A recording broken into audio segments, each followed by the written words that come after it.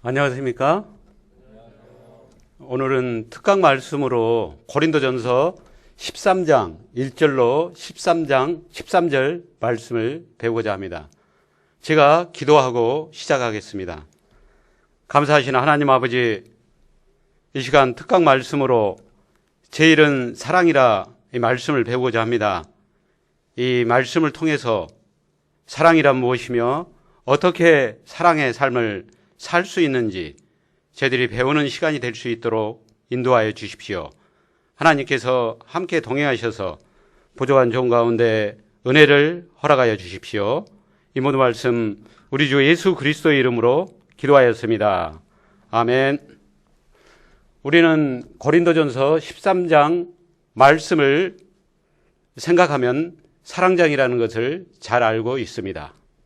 하나님은 사도 바울을 통해서 이 아름다운 사랑의 시를 우리에게 주셨습니다. 우리가 이 말씀을 읽으면 사랑에 대해서 깊이 있게 생각하고 영혼의 위로를 받게 됩니다. 그러면 본문에서 말하는 사랑이란 무엇일까요? 어떻게 사랑의 삶을 살 수 있을까요? 오늘 말씀을 통해 이 진리를 배워가는 시간이 되기를 기도합니다. 첫째, 사랑이 없으면 1절을 보십시오. 내가 사람의 방언과 천사의 말을 할지라도 사랑이 없으면 소리나는 구리와 울리는 꽹과리가 되고, 어떤 성도는 방언을 천사의 말로 생각했습니다. 천사의 말을 하는 자기를 천사로 착각했습니다. 그들은 그런 자신을 자랑하며 예배 질서를 어지럽게 했습니다. 그러나 그 천사의 말도 사랑에 기초해야 합니다. 이 사랑은 우리를 향한 그리스도의 사랑입니다. 이 사랑은 하나님의 사랑과 이웃 사랑을 의미합니다.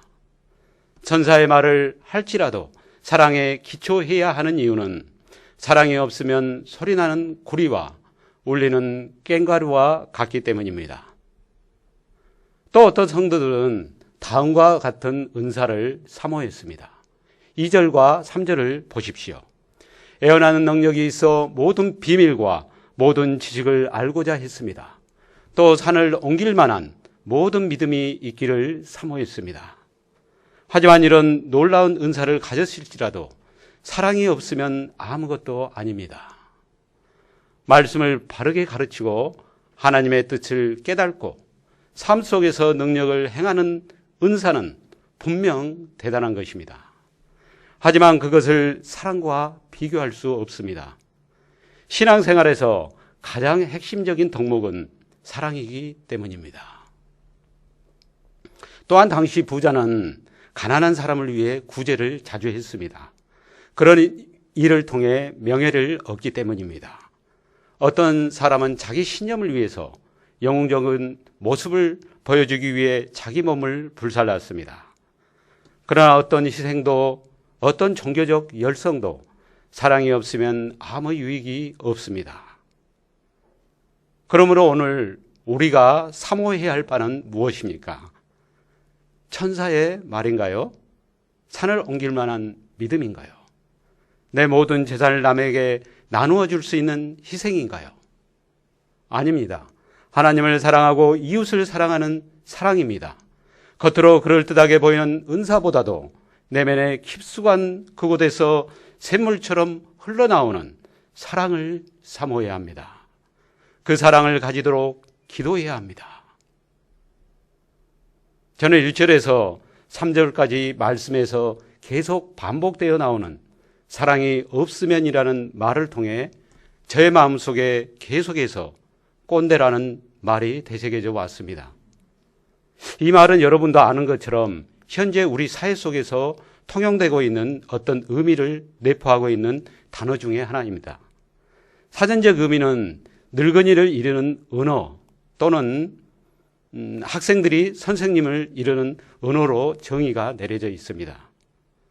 좀 더 확장하면 자신의 경험을 남에게 일방적으로 강요하는 사람을 의미한다고 합니다. 이 말은 젊은 세대들이 기성세대를 비꼬는 말로 통용되고 있습니다. 꼰대들의 말을 듣고 종합해서 평가해보면 경험에 기초한 말들이기에 현실적이고 합리적이고 이치에 거의 맞는 말입니다. 그런데 왜 젊은 세대들이 이런 삶 속에서 우러나오는 말을 하는 세대들을 지칭해서 꼰대라고 치부해 버리는 것일까요? 그것은 아마도 그들에 대해 공감하기보다는 가르치려 하고 기성세대의 것을 강요하는 데서 오는 것이 아닐까요? 이치에 맞는 말 속에 그 무언가가 없고 그 무언가를 느끼지 못하기 때문이 아닐까요? 그 무언가가 본문에서 나오는 사랑이 아닌가 하는 생각이 들었습니다. 천사의 말을 하고 산을 옮길 만한 믿음이 있고 내 모든 것을 나누어 줄 수 있는 희생이 있더라도 사랑이 없으면 우리의 삶은 영적인 꼰대가 될 수밖에 없습니다. 저도 꼰대가 될 조건들이 많이 가지고 있습니다. 모임에서나 회사에서나 경험이 풍부한 사람에 속합니다. 삶의 지혜가 있고 스킬이 있습니다. 그래서 배우기보다는 가르치려 하고 자기 것을 주장하고 강요할 수 있습니다. 이렇게 해서는 꼰대에서 벗어날 수 없습니다. 내가 아무리 풍부한 경험과 영육간의 능력을 가지고 있을지라도 사랑이 없으면 아무 소용이 없습니다. 그러면 사랑은 무엇입니까? 둘째, 사랑의 본질. 4절을 읽읍시다. 시작. 사랑은 오래 참고 사랑은 온유하며 사랑은 교만하지 아니하며. 사랑의 본질은 오래 참음으로부터 시작합니다. 오래 참음은 하나님의 성품입니다. 하나님은 사람에 대해 오래 참으십니다. 하나님께서 사람에 대해 오래 참지 않으시고 그때마다 벌을 내신다면 한 사람도 살아남지 못할 것입니다. 오래 참음이 성도 사이에서는 어떻게 나타납니까? 상대의 불편함에 대해 불평하지 않고 오래 참는 것입니다. 나에게 상처 준 사람에게 복수하지 않고 오래 참는 것입니다. 오래 참음은 사랑의 출발이며 완성입니다. 사랑의 열매는 오래 참음이라는 나무에서 맺습니다. 부모들은 자기 자식들의 잘못이나 허물을 누구보다 오래 참습니다. 그래서 아들들 키우는 엄마는 자동으로 천국에 간다는 말이 있지 않습니까? 요즘 MZ세대는 어렵게 합격한 공무원도 대기업에 입사해도 자격에 맞지 않으면 쉽게 그만두는 분위기입니다. 그래서 기업 인사 담당자들에게 인재를 찾기 위해 비상이 걸려 있다고 합니다. 이런 이들에게 오래 참으라는 것은 진부해 보일 수 있습니다. 그럴지라도 우리는 오래 참음을 배우고 가르쳐야 합니다. 이것이 사랑의 시작이요 완성이기 때문입니다. 이 사랑이 생명을 살리기 때문입니다. 오래 참음은 온유로 나타납니다. 온유는 친절입니다. 나에게 해를 끼친 사람에게 거친 말이 아닌 친절하게 대하는 것이 사랑입니다. 사랑은 나보다 더 잘 나가는 동역자를 시기하지 않습니다. 상대적으로 열등한 은사를 가진 사람이 더 화려한 은사를 가진 사람을 부러워하기 쉽습니다. 하지만 사랑은 그런 부러움을 이기게 합니다. 사랑은 자기 잘난 점을 자랑하지 않습니다. 교만하지 않습니다. 사랑은 A에서 벗어난 행동, 유치한 행동을 하지 않습니다. 사랑은 자기 길을 고집하지 않습니다. 사랑은 자기 의견보다 상대의 의견을 더 앞세웁니다. 사랑은 이기심과 자기 중심성을 부인하고 상대를 배려합니다. 사랑은 감정적으로 화를 내지 않고 앙심을 품지 않습니다. 다른 사람의 잘못을 기억하지 않습니다. 사랑은 불의를 기뻐하지 않습니다. 대신 진리 편에 서서 기쁘게 행동합니다. 이 사랑을 정리하면 어떻게 말할 수 있습니까? 7절을 같이 읽어봅시다. 모든 것을 참으며 모든 것을 믿으며 모든 것을 바라며 모든 것을 견디니라. 여기서 참는다라는 말은 덮는다라는 뜻입니다. 사랑은 상대의 허물을 들춰내기보다 덮어주는 것입니다. 무조건 덮는다기보다는 믿음으로 감당한다는 것입니다. 왜냐하면 그 사람의 현재만 보지 않고 미래를 보기 때문입니다. 무엇보다 하나님께서 그 사람을 성숙하게 키우실 것을 믿기 때문입니다. 믿음과 소망이 있기에 견딜 수 있습니다. 따라서 사랑은 참고 믿고 바라며 견디는 것입니다. 요즘 시대는 참고 견디기보다는 직선적인 사이다성 발언으로 자신을 대변해주는 사람을 좋아하는 시대에 살고 있습니다. 그래서 우리는 시원시원하기는 한 것 같은데 뭔가 찝찝해 보이는 지도자를 선택해야 하는 상황에 있습니다. 남녀 간의 사랑 유효기간도 짧아지고 있습니다. 결혼하면서 이혼도 생각해 보는 게 자연스러운 사회 속에 살고 있습니다. 사람과의 관계성 속에서도 쉽게 감정을 드러내고 쉽게 상처를 주고 쉽게 헤어지기를 잘합니다. 그래서 서로 상처 주고 상처받기를 잘합니다. 왜 이런 현상이 생기는 것입니까? 사랑의 마음이 없기 때문입니다. 참고 믿고 바라고 견디지 못하기 때문입니다. 우리는 우리의 공동체 내에서 우리의 사랑을 이루어 가야 합니다. 왜냐하면 예수님께서 우리를 모든 일에서 항상 사랑하시기 때문입니다. 우리는 교회 공동체를 이루어 살아가면서 알게 모르게 서로 상처 주고 상처받을 수 있습니다. 그때 서로 말도 하지 않고 지낼 수 있습니다.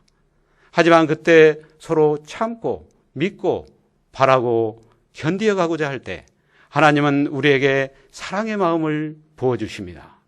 그래서 마음의 응어리를 풀어버리고 서로 사랑할 수 있는 사랑의 관계를 회복해 갈 수 있습니다. 비록 우리가 문제가 있더라도 이 믿음 가운데 살아갈 때 하나님께서 함께 하시어 사랑이 충만한 믿음의 공동체를 이루어가게 하실 줄 믿습니다. 그러므로 우리는 무엇을 사모해야 합니까? 셋째, 사랑의 영원성. 8절을 보십시오. 사랑은 언제까지나 떨어지지 아니하되 애언도 패하고 방언도 그치고 지식도 패하리라. 당시 고린도 교회가 좋아했던 은사는 애언, 방언, 그리고 지식이었습니다. 그런데 그 세 가지는 때가 오면 나뭇잎처럼 떨어집니다. 왜냐하면 그 은사들은 하나님 나라를 세우기 위해 일정 기간만 주신 수단이지 목적이 아니기 때문입니다. 하지만 사랑은 절대 끝나지 않습니다. 영원합니다. 사랑은 하나님의 본질이기 때문입니다. 사랑이신 하나님은 구원받을 자격이 없는 인류에게 손을 내미셨습니다. 구주를 보내셨습니다. 그분의 사랑이 우리를 구원하셨고 우리를 그분의 나라로 불러 영원히 함께 하십니다. 우리의 현주와 미래의 차이는 어디에 있습니까? 오늘 우리는 아무리 잘난 사람도 부분적으로 알고 부분적으로 애언합니다. 온전한 것이 올 때는 부분적으로 하던 것이 사라집니다. 그것은 마치 우리가 어렸을 때 말하고 깨달았던 것을 어른으로 자라면 잊어버리는 것과 같습니다. 어린아이와 어른의 큰 차이 중 하나는 말하는 것과 깨닫는 것입니다. 영적인 세계에서 사랑을 깨닫지 못하고 말하지 못하는 사람이 있다면 그가 아무리 어른처럼 보일지라도 성인 나이에 불과합니다. 하나님 나라가 임할 때 우리의 영적 상태는 어떠합니까? 당시에는 거울을 구리로 만들어서 희미했습니다. 일부 성도가 아무리 잘났다고 말해도 구리거울을 보는 정도에 불과했습니다. 하지만 주님께서 다시 오시는 그때 우리가 하나님의 나라에 들어갈 그때에는 얼굴과 얼굴에 대하여 보는 것처럼 확실합니다. 주님께서 나를 아신 것 같이 내가 온전하게 압니다. 지금 은사를 가졌다고 자랑하는 사람이 있다면 장차 일어날 일을 생각하고 겸손해야 합니다. 그 은사는 장차 경험할 것에 비하면 아무것도 아니기 때문입니다. 그러므로 항상 있을 것은 무엇입니까? 13절을 읽읍시다. 시작. 그 중에 제일은 사랑이라. 믿음은 그리스도께서 우리 죄를 위해 돌아가시고 살아나셨음을 의미합니다. 소망은 예수 그리스도를 믿음으로 영원한 하나님 나라에서 영생할 것을 기대하는 것을 말합니다. 사랑은 예수님께서 나를 위해 당신의 몸을 버리신 그 사랑, 그리고 그 사랑으로 형제 자매를 사랑하는 것을 말합니다. 은사는 나뭇잎처럼 떨어지고 이 세 가지는 항상 있습니다. 그런데 이 세 가지를 하나의 덕목으로 보았습니다. 그 세 가지는 서로 독립해서 있지 않고 서로 연결되어 항상 있습니다. 항상 있다라는 말은 무슨 뜻입니까? 현재에도 있고 미래에도 있다는 말입니다. 이 땅에서도 있고 하나님 나라에서도 있다는 말입니다. 믿음, 소망, 사랑은 애언, 방언, 지식과는 달리 이 세상에도 있고 미래에도 있습니다. 애언, 방언, 지식 등은 하나님 나라가 오면 모두 사라집니다. 그러나 믿음, 소망, 사랑은 현 세상에서나 오는 세상에서나 영구적인 가치를 가지게 됩니다. 따라서 성도의 삶은 믿음, 소망, 사랑의 지배를 받아야 합니다. 그 중에 제일은 무엇입니까? 제일이라는 말은 가장 위대한 것을 말합니다.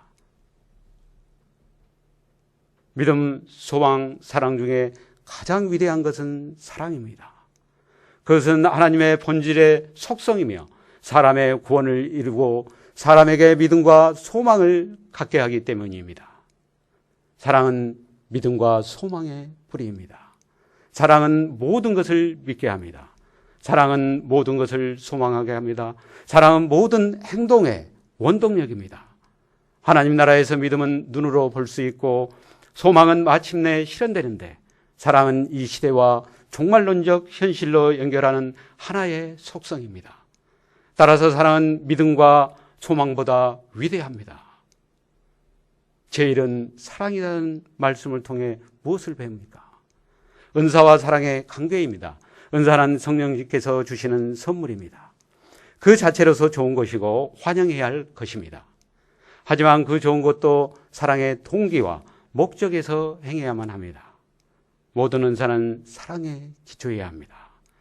교회 생활에서 가장 중요한 것은 사랑입니다. 다른 사람을 위하고 교회의 덕을 세우는 것은 은사보다 사랑입니다.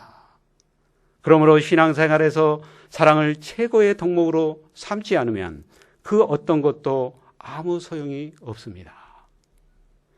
왜냐하면 사람은 사랑을 먹고 살아가는 존재이기 때문입니다. 그리고 그 사랑은 교회의 공동체로부터 나옵니다. 그런데 교회가 사랑이 없이 성경을 가르치면 값싼 지식 전달에 불과합니다. 사랑 없이 흠신한다면 위선일 뿐입니다. 사랑으로 섬길 때만이 생명의 열매를 맺습니다. 그래서 우리 사회의 문제 해결이 교회에 있다고 말하는 것입니다. 올해는 교회와 교인들이 세상으로부터 많은 비판을 받고 있는 시대에 살아가고 있습니다. 신자라는 게 부끄러울 때가 있는 시대에 살고 있습니다. 우리는 몇몇 교회 지도자들과 교회의 잘못된 행동이 원인이라고 생각하기도 합니다. 이것이 틀린 것이 아니기도 합니다. 그러나 우리도 교회의 한 구성으로서 살아가고 있습니다. 그러므로 교회의 영향력이 살아나기 위해서는 우리의 변화로부터 시작되어야 합니다. 우리가 무엇을 추구하며 살아가느냐에 따라 우리 교회의 영향력이 달라지게 됩니다.